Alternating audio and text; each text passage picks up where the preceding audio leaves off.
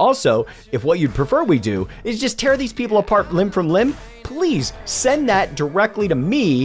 You can message me directly on LinkedIn, but Cory will delete it. He gets to see the info mailbox. You need to send those straight to me so I can make the case to Cory that I can go ahead and tear these people apart publicly. What you don't know, he has a whole separate podcast that I just recently found out. He's just been throwing down the memory hole. It's all my best rants. So if you think you'd like to hear me rant about finance repeatedly, please email.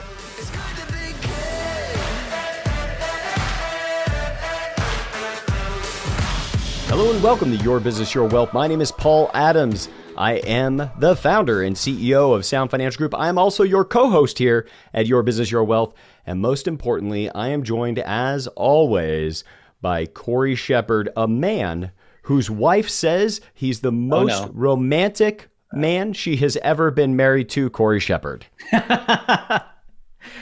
Thank you, Paul. That is a wonderful introduction. I was afraid of what you're going to say, and that was I had no reason to be afraid. Why am I ever afraid? Be afraid next time, though. I've been storing something up for you. I'm just trying to lull you into a false sense of security here, so our audience will really get to enjoy your reaction when I let the next one loose. Well, I'm excited for our show today, too. It's been a while since we recorded with holidays and some time off. It feels like we haven't done this for a good long time, and I'm excited for what we're talking about today. This is going to drop sometime close to Valentine's Day. So folks, you've seen by the title, we've got a nice steamy episode for you. And, our thinking about this episode is that if you plan your finances apart as a couple, you're guaranteed to lose together. And that's our overarching theme today. And so follow our advice, and Valentine's Day just might end very well for you, gentlemen and ladies alike. Wink, wink. But before we get to that, Paul, you've got a great article for This Week in Planning. Yeah, This Week in Planning, which for those of you that are just listening, we don't have any visuals for today because it's more of a slight just continued awareness of the degree to which the financial writers and financial pundits are really after some super, what I would call clickbait type titles of their articles. And they're very easy for these articles to actually leave you under the wrong impression. And so this one today is from an outlet called CCN. We gave a pretty clickbaity title for our episode today, but I think that it's meant to give you the right impression, not the wrong impression. I think that's a very important distinction. We want to have fun, but leading you down the right road, not creating confusion and dissent. Amen, brother. Yes, all of our clickbaity titles are followed by clickbaity episodes, as opposed to clickbaity titles that then give you no clickbaity meat. So this one is an article called Buffett Indicator Warns Stocks Doomed for Worse Crash Than 2008. Ooh. And it sounds super chilly, and most of them do. Right. Now, here's, I think, one of the biggest problems. Let's say you're scrolling through newsfeed, whether you read CNN, Wall Street Journal, or you're just going through Google News or some other aggregator like Apple News.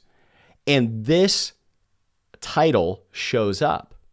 Now, the thing is, most of you don't actually read the article, and that's okay. But the thing to be aware of that I would almost want everybody to do as you're listening, when you see a title that says Buffett Indicator warns stocks doomed for worst crash in 2008, is the impression you're left under by the title without even engaging in the article. Is Buffett Indicator. That means, like, to me, it sounds a lot like Warren Buffett said that there's going to be quoted in the article once. He's not even once. Yeah. Well, technically, he is once in a declaration he made back in 1999. Oh, okay. So that's almost relevant because it was nearly in this century. Yes.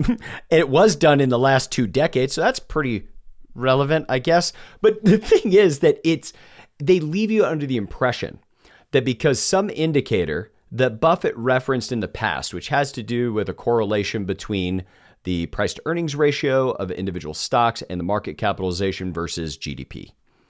And the thing is that you can read through the entire article and all it does is give you an unsettling feeling, no grounded assessments, and no recommendations of what to do, just leave you with an undertone toe of doubt, fear, worry. Meanwhile, the article all around the edges has what? Advertisements for financial institutions that you could end up transacting with once you're good and fearful about whatever your existing strategy is. That's why we do this show. That's why we're in these conversations with you constantly. And we've got a bit of a dilemma we'd love to get your feedback on. Is now an okay time to do that, Cory? Yeah. I think that's a good idea. So one thing that we're aware of is that there's some articles. Like there's a recent article that Cory and I had a deep discussion about today, and we decided not to talk about the article because we don't want to be as a platform that spends time just bashing the advice given by these financial entertainers on web and online, like written news, like video or audio. And the mainly because it's low hanging fruit, and we're better. We want to be better than that. Well, and the thing that we want to do is we'd love to be able to call out what's wrong, but balance that with so we don't end up as some sort of like, the other type of thing they talk about in online media is rage bait. Like the things that will get you angry and get you out in action. And we don't want to be a rage bait, channel either. So with that, if you guys have any feedback about what you would do if you see something that's patently false in your industry and you need to talk about it, what do you do, or what would you suggest we could do to soften that when we deliver the truth? And that you can email to info@sfgwa.com, info@sfgwa.com. Also, if what you'd prefer we do is just tear these people apart limb from limb, please send that directly to me. You can message me directly on LinkedIn. But Cory will delete it. He gets to see the info mailbox. You need to send those straight to me so I can make the case to Cory that I can go ahead and tear these people apart publicly. What you don't know, he has a whole separate podcast that I just recently found out. He's just been throwing down the memory hole. It's all my best rants. So if you think you'd like to hear me rant about finance repeatedly, please email info@sfgwa.com and also message me directly on social. Ask Paul Adams on Instagram, on Twitter, or of course, Paul Adams on LinkedIn. Okay, Cory, I think I'm complete with that part now. Why don't you take us back to the corpus of this episode? So here's my new correlation is when your introduction of me is very light and I have no reason to be afraid. It's actually something later in the episode that I have reason to be afraid about. But no, yeah, intro safe, content dangerous. Intro dangerous, content safe. Good heuristic to use. Right. So everybody listening out there, we are going to give you the secrets to having a wonderful Valentine's Day and heat things up with your spouse or significant other. And, first we're just going to talk about the fact that talking about money is one of the most important things that couples can do. Now, we can start talking about retirement into the future and then get more specific about that later. But first, just the disclaimer is we kind of think retirement's a dirty word. But we're going to use it today fairly frequently just because that's how a lot of people are used to thinking about retirement. For the record, we teach DFI, or definite financial independence, as the thing to go after, not this other word retirement. So even though we might be vomiting up in our mouth just a little bit as we do it, we're gonna use those words. So with that, let's talk about how people talk about retirement. Right. I want you guys to really, so you're doing whatever you're doing right now. You are driving, lifting weights, you're out on a run, you're doing dishes, or your kids are screaming and you've just put on your Bose noise canceling headphones and you're like, I'm going to listen to this podcast and hopefully nobody's bleeding, or at least they didn't get any blood on the carpet while I listen to this episode. And all those reasons are fine to be listening. We get lots of feedback about what people are doing while they're listening to this podcast. But I want you to take a moment, and I'm going to slow down a bit because I really want you to consider something. Think about the last time you heard somebody talk about retiring or retirement. And the thing is, it almost always involves what? What they're going to do. When I retire, da-da-da-da-da. When we retire, we're going to da-da-da-da. Travel the world, hike the Pacific Crest Trail, live wherever our children live. Everything is about something they're going to do or how their life is going to look, but it's very, very high concept, meaning they live with it like, consider the way people talk about it is almost like all they have to do is survive to age 65, 67, whatever their future is, 70. I just hold on to the earth. Just hold on tight until I get there. Yeah. Hurdles through the universe at an ungodly speed and somehow survive long enough that I get to retire because I'm now 65 or 67 or 70 years old. Or people may say, well, I'll never be able to retire. Now that one I would also blow up because both of those deal with the one that says, like, here's what my life's going to look like when I'm 65. That is probably fantasy, and I'll explain why in a moment. And this is what life will look like when I'm 65 that includes I'm going to have to work forever is also a fantasy. Let me explain the second one first. The reason it's fantasy is say, well, I can probably never retire. It's not our choice. At some point, no matter what you do in the marketplace, you just become less valued. It's not my fault. It's not your fault. People sometimes call it ageism. But at some point, unfortunately, going all the way back to 1937 in the institution of Social Security, we started thinking about retirement as older people are no longer worth much. That's not your fault. It's not my fault. It's literally a government program that has been in our lexicon for nearly a century that has caused you to feel that way. And it causes everybody else to feel that way. And when we get over a certain age, people value us less. That's just the way it is right now. Maybe that'll change the next 15, 20 years. But right now, that is the case. So you don't get the choice. You may have to do something to earn money for a very long time. The odds are you can stay in your high income earning career or own your business forever. Not likely.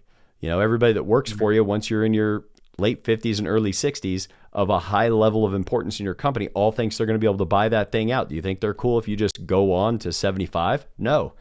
We've had lots of clients that are that younger person coming up, and I'll tell you what, they leave your company and go compete with you. That, you just reminded me of, you reminded me of a couple of things. You reminded me to read Loser Think by Scott Adams because it just came out.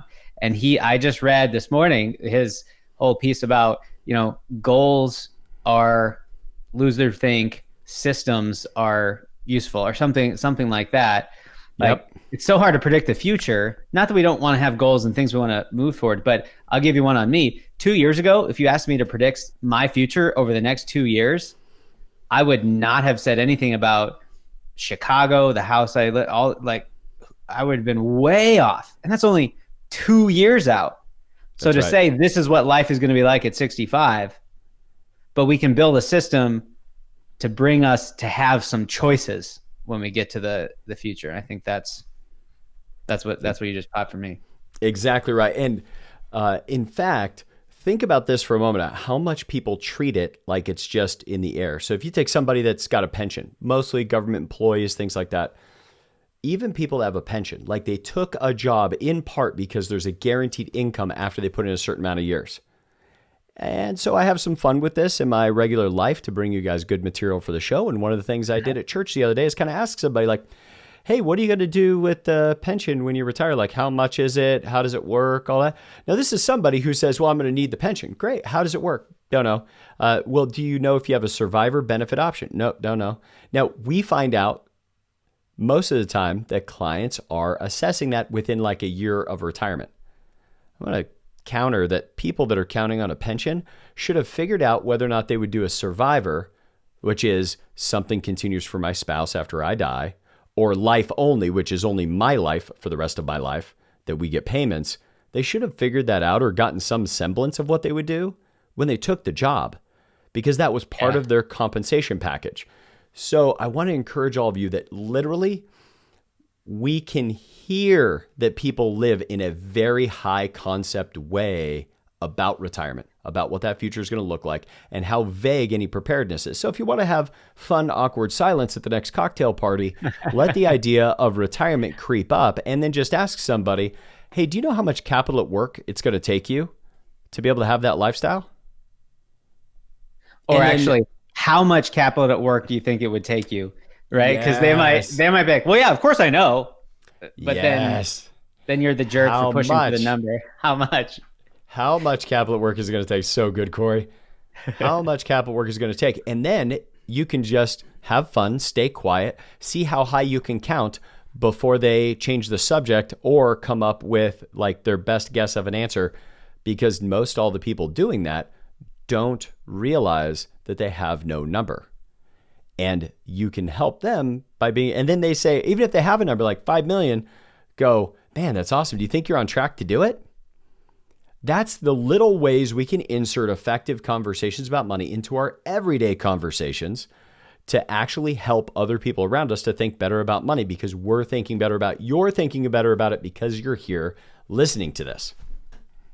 And so that's, and if you're helping other people, like guaranteed you and your significant other or spouse are having those conversations too, or maybe you're having them with all your friends together, which is a nice parallel to support each other.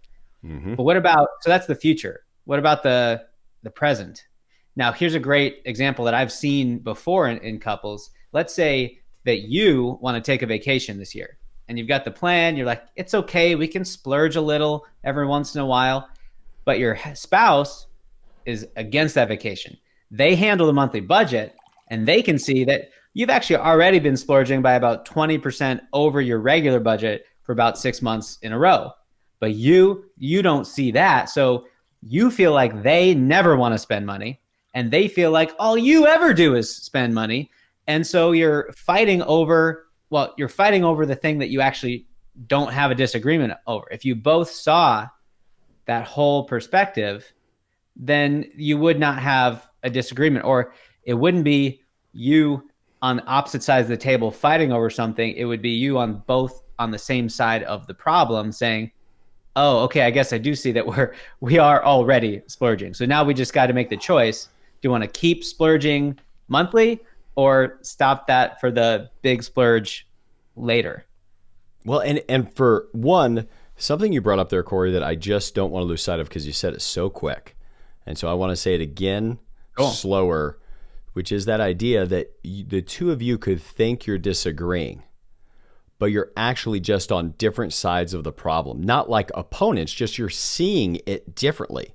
Right. And sometimes just by bringing in the appropriate, accurate thinking, you actually realize that you both agree. That is a huge distinction. But there's a key component here. We know most of you listening own a business. And in that business, you make an enormous amount of financial decisions all on your own. Yes. You might buy a $2 million piece of equipment without consulting your spouse. Why would you? That's the business. You have, 300 employees and you're going to expand by 50 more. That's a business decision. You currently have 4 employees and you're going to hire 2 more in 2020. Like Cory and I appropriately did not review the business budget with our spouses this year. They don't, they've got other things to worry about. My wife homeschools kids. Cory's wife is studying to become, well, not studying anymore. She is a doctor. Thank you. Now, she is a doctor. If you guys haven't day. heard, both Ben Shapiro's wife is a doctor, and so is Cory Shepard's wife. That she is literally taking care of kids all day and needing to learn how to do that. She's just taking care of them in pediatrics. So here's the thing.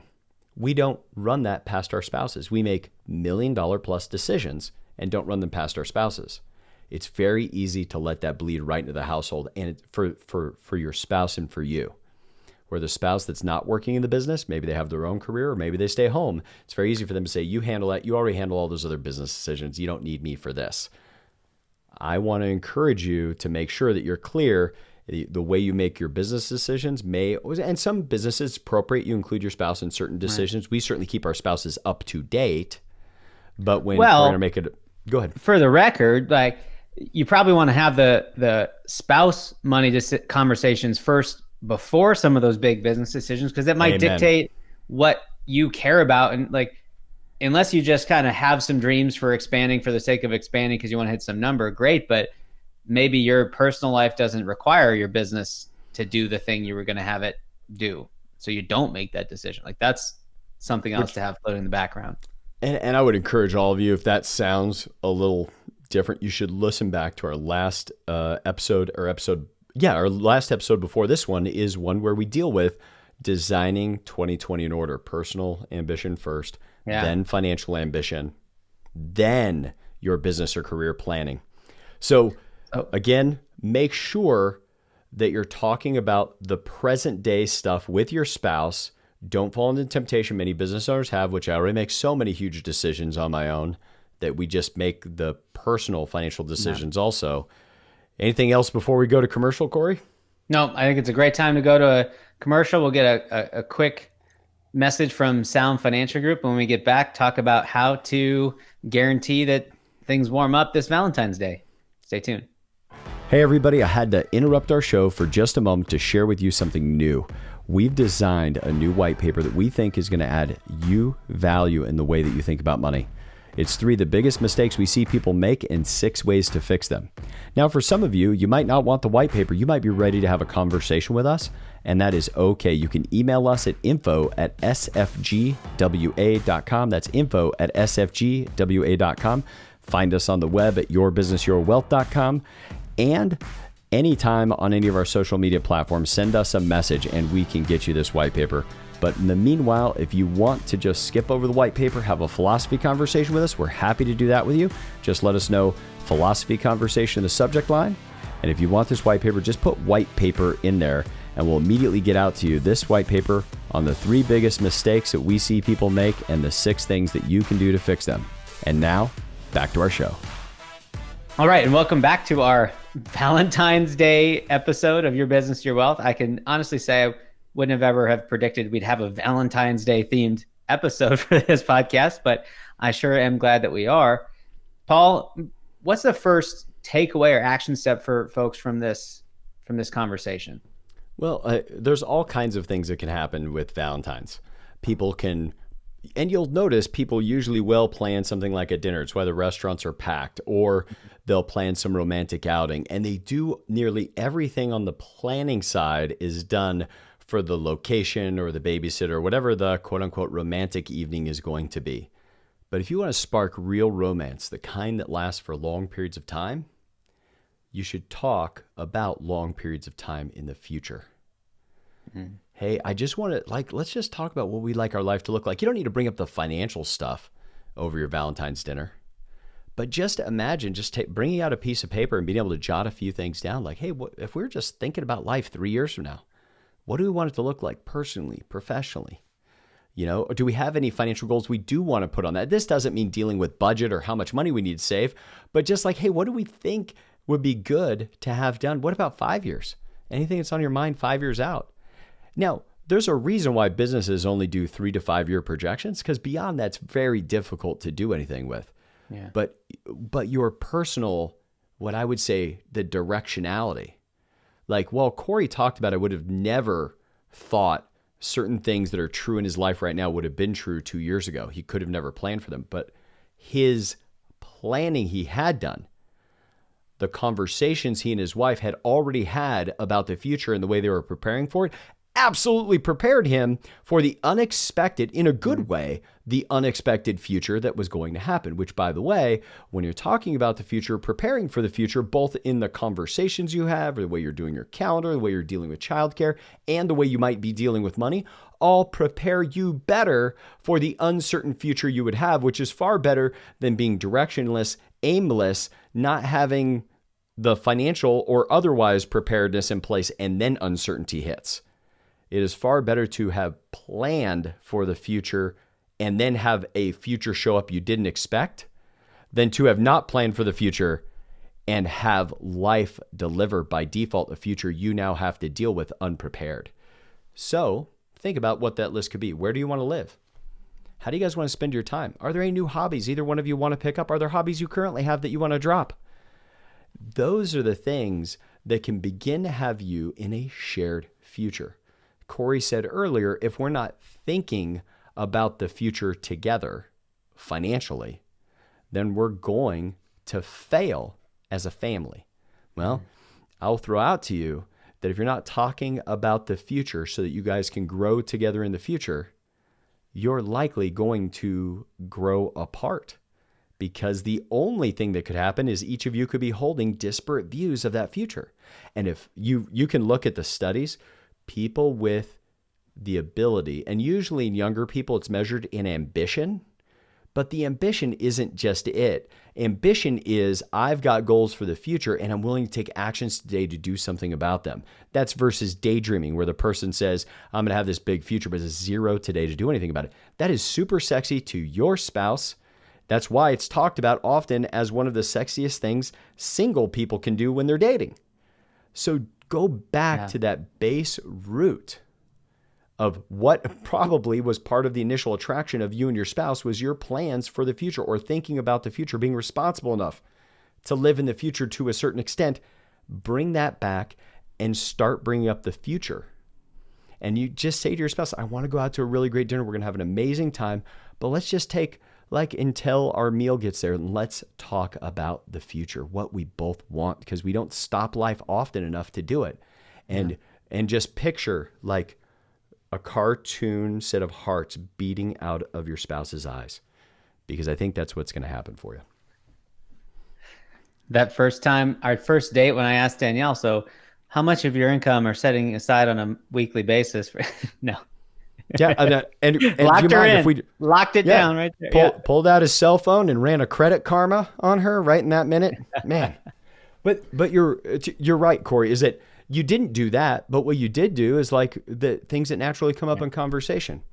You know, you said things like, one day I'm going to own a financial advising firm. Check. Right. One day we're going to have this kind of freedom. Check. And she prepared also, because she originally wasn't going to be a physician. Right? Originally it was physician's assistant. And then she got inspired. She got after it and decided, nope, I'm going to become a doctor. But everything she'd done to prepare to become a PA applied to her becoming a physician. It's a perfect example of future plans prepare you for the future that you can't plan.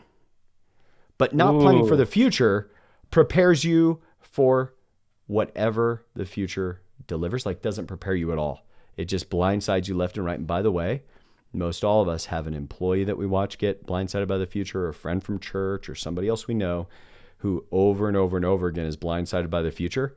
But if you really dug in and asked them if they had any plans for the future, most of them don't, which is why the future keeps blindsiding them.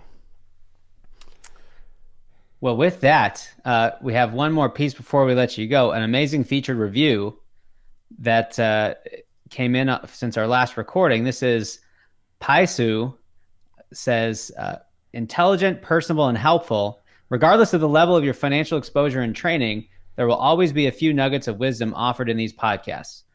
In November 2019, Paul and Cory challenged us to consider, for example, how many hours we expect our money to support us when we're no longer in work mode, as compared to how many hours a year we spent learning or talking or engaging in conversation about money. Sound Financial Group is out to give value to every listener, regardless of whether or not you're a potential client to them. Take advantage of their highly considered approach to financial intelligence. Paisu, thank you for that review. I think we got your email to send you a copy of my book or Paul's book or Clockwork by Michael Michalowicz. Remember, please leave a review, whatever honest review you can. Send us that screenshot. We'd be happy to send you a copy of one of those books. It helps helps us more than you could know to get this knowledge and perspective out to folks out there in the world. And more importantly, it helps the people. Like, for some of you, you're listening to this podcast right now and it's just random, like it popped up in iTunes or it popped up on Overcast or Spotify. The reason that occurred is because people reviewed this podcast. The reason that occurred is because people shared this podcast on social. You can make a difference for other people by making sure they have a chance to hit, click on, download, listen to, and then reflect on this content. You might save somebody's financial future. We may never meet them. You may never meet them, but you might make an enormous difference for that person you've never met by making sure they're getting solid content that allows them to build the future they want. And as always, from here at Sound Financial Group, from Cory and I, we hope that this episode has been a contribution to you being able to design and build a good life. Hey everyone, hope you enjoyed watching that video, tuning in. We love having you guys here. Don't forget to like that video, subscribe, and hit the alert bell. But by the way, if you just have questions and you want to dig in and learn a little more, go ahead and email us at info@sfgwa.com. Put yourself in the position to have a 15-minute phone call. I mean, come on. Can your current plans withstand a second opinion? If not, That might be the very reason to reach out.